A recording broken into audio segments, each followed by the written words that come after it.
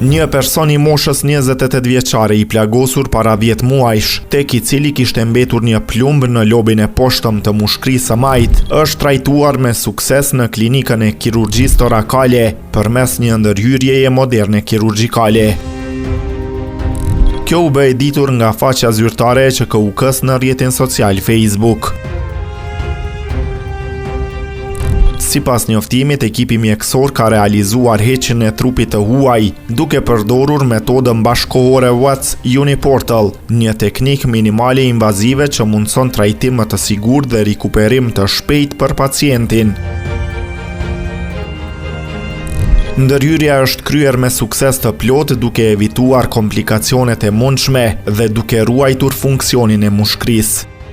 Pacienti është në gjendje të mirë shëndetësore dhe po vazhdon rikuperimin pas operacionit. Kjo arritje dëshmon për kushtimin e vazhdueshëm të stafit mjekësor për aplikimin e metodave më të avancuara në trajtimin e pacientëve, si dhe përmirësimin e shërbimeve shëndetësore në ÇKUK, thuhet në njoftim.